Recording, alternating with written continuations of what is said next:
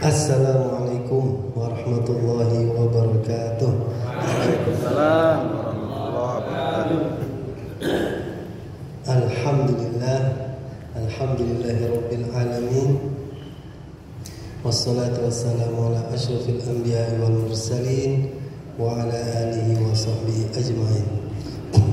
Alhamdulillah, doa pertama saya ketika ditunjuk naik ke atas ini, semoga Ustadz Arfan cepat kembalinya. Itu doa pertama. Ini semoga dimakbulkan oleh Allah Subhanahu wa taala. Alhamdulillah, Ustadz para pembina Hidayatul Bekasi yang kami tidak bisa sebutkan satu persatu karena kami di sini adalah santri baru. Biasanya santri baru itu tampil di hadapan para senior itu malu-malu. Dan ini keadaan ta'aruf ini sama seperti ta'aruf kami waktu alhamdulillah doa diterima. Insyaallah. Jadi doa saya Ustadz Arfan, semoga Ustadz cepat balik ini. Tadi tiba-tiba gara-gara Ustadz keluar jadi kami disuruh ta'aruf. Ta'aruf ini seperti perasaan kami ketika ta'aruf menyempurnakan agama. Kalau ta'aruf ketika pernikahan itu seperti mendapatkan seseorang yang menyempurnakan kehidupan. Nah, sedangkan saat ini ta'aruf kami di hadapan ustadz-ustadz sekalian itu seperti menyempurnakan perjuangan.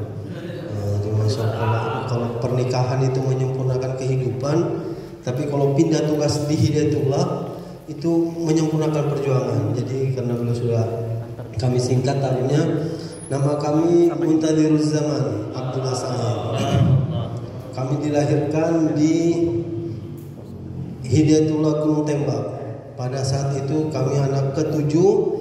Semua saudara kami yang pertama sampai keenam itu selalu mau dioperasi, tapi selalu alhamdulillah tidak pernah jadi. Dan yang terakhir kami sendiri itu akhirnya dioperasi karena kepalanya kebesaran.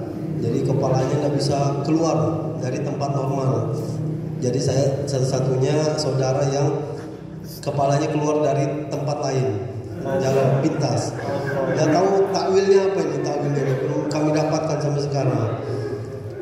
Nama kami itu, nama bagi orang tua kami itu ada doa dan ada seperti wasiat dan ada seperti tugas. Ya, jadi nama bagi seorang kader itu seperti SK dari SDI. SK dari SDI itu nama bagi kader Hidayatullah itu seperti dapat SK dari Departemen SDI. Nah, kami alhamdulillah nama pertama itu artinya adalah anak pertama, kakak pertama itu namanya kebahagiaan artinya. Kemudian yang kedua, anak kedua namanya 1000 kebahagiaan.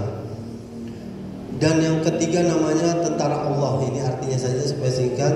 Dan anak ketiga dari anaknya almarhum itu setelah tentara Allah itu anak adanya artinya pertolongan Allah. Jadi setelah ada kebahagiaan tambah lagi 1000 kebahagiaan, pertolongan Allah, tentara Allah. Habis itu pertolongan Allah. Setelah pertolongan Allah datang, ada lagi adanya namanya kemenangan telah dekat. Fathul Qorib, kemenangan dekat. Nah, setelah kemenangan dekat ada kemerdekaan, kebebasan, maftuha. Jadi setelah kebahagiaan, tentara Allah, pertolongan Allah, kemenangan, kemerdekaan, yang terakhir Muntadiruz Zaman, orang yang ditunggu zaman. Jadi kami sampai sekarang itu selalu menunggu karena namanya selalu menunggu. Jadi belum bisa mengambil peran dalam satu program karena nunggu terus ini. Jadi insya Allah nanti kalau ganti nama baru berubah. Nah, kami alhamdulillah di Hidayatullah kami lahir. Ini baru ta'aruf aja ini sudah satu sesi materi kayaknya ini panjangnya. Kami lahir alhamdulillah di Balikpapan pada saat bulan Ramadan, hari Jumat, dan itu Allah yarham Bapak itu meninggal pada saat kami kelas 6 SD. Kelas 6 SD. Nah, setelah beliau meninggal, ini Hidayatullah agak bingung. Agak bingung karena ketika mereka guru-guru di Balikpapan bingung. Ini Bang Kasrin kok di sini tidak ada yang berani hukum karena masih menghormati orang tua mungkin kan. Oh jadi gimana? Pada bingung kalau masukin Hidayatullah kemungkinan pertumbuhannya kurang maksimal. Akhirnya dipindah ke Surabaya. Ternyata masuk di Hidayatullah Surabaya, Lukmanul Hakim itu baru seminggu di situ dan seminggu itu ditaruh di Gesawus bersama Bang Khalid. Wah jadi serba salah, semuanya serba saling menyimpan perasaan dan bisa apa. Nah alhamdulillah ditakdirkan baru nyantri seminggu di Surabaya, tiba-tiba rombongan anak Hidayatullah yang mau masuk ke Al Irsyad Salatiga, Pondok Pesantren Islam Irsyad, Pondok bahasa Arab. Akhirnya kami diangkat juga ke situ, dibawa oleh mereka. Jadi singgah di Hidayatullah Surabaya karena dilihat ada Bang Tasir, dibawa juga. Akhirnya sekolah dengan betul-betul santri tanpa diketahui orang tuanya. Jadi juga kami juga merasakan santri sesungguhnya. Jadi alhamdulillah tentang pengkaderan kami insya Allah sudah merasakan semua sebagai santri, sebagai kader inti, sebagai kader yang terlahir di Hidayatullah. Dan saya dari lahir sampai sekolah, setelah sekolah SMA, setelah SMA menikah, setelah menikah punya anak, selalu di pondok. Jadi dari kecil tidak pernah merasakan sekolah bersama santri putri. Sama cewek tidak pernah merasakan. Pernah sekali waktu almarhum sakit di Jakarta, karena kita juga pindah ke Jakarta, disekolahkan sudah beli baju baru, celana baru, tas baru. Sekali masuk SD-nya bersama cewek. Barusan itu cuma sehari aja sekolah sama cewek.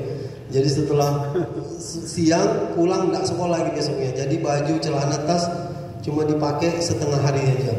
Dan alhamdulillah sekarang nikah itu Allah yang atur.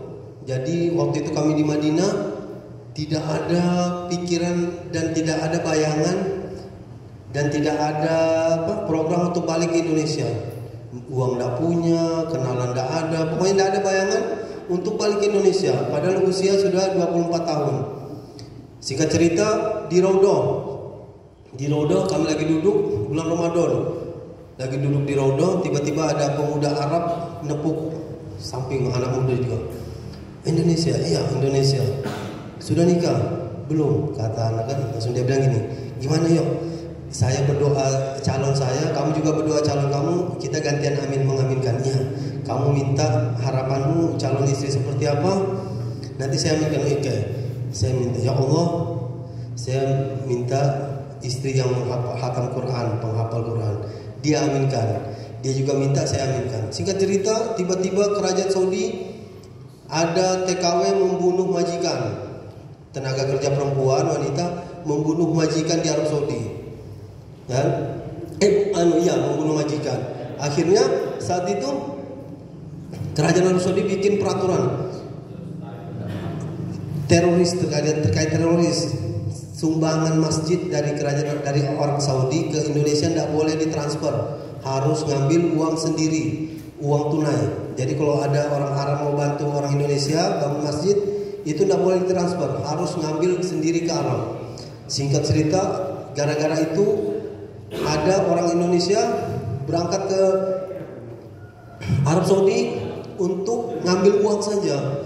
Dan setiap orang itu punya batas maksimal uang tunai yang dia bawa, uang euro, dolar euro. Jadi kalau lewatin bandara itu terdeteksi berapa uang, berapa ikat yang ada di kantongnya.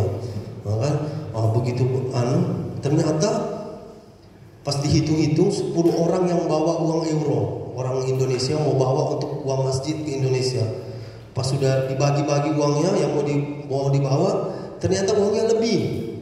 Orangnya kurang, uangnya lebih. Akhirnya saya yang dipanggil, Bang, ayo kita berangkat ke Indonesia. Oh, saya ini belum siap apa-apa. Baju, dong bawa baju ke Jakarta. Jadi ke balik Indonesia itu udah bawa baju, beli tiketnya di bandara. Beli tiket di Bandara Jeddah. Wah, sudah sampai di Indonesia uang itu ditaruh semua di apartemen Jakarta. Satu spring bed itu uang euro semua untuk masjid. Gara-gara sampai di Indonesia umur 24, ibu, wah ini pas untuk nikah. Jadi ibu Nda Aida nanya sama saya, Zir, mungkin ada nama yang diingat gak? Nikah. Aku bilang nggak ada yang aku kenal nama perempuan di Hidayatullah. Siapa mungkin ada kira-kira yang diincar? Nggak ada juga. Jadi gimana? Apa pengennya? Penghafal Quran. Dan alhamdulillah istri saya itu baru 7 bulan di UM, baru masuk santri baru. Tapi dia sudah hatam Quran sebelum masuk UM. Sebelum masuk UM sudah hatam Quran. Jadi begitu bilang penghafal Quran, pas alhamdulillah ada penghafal Quran di UM.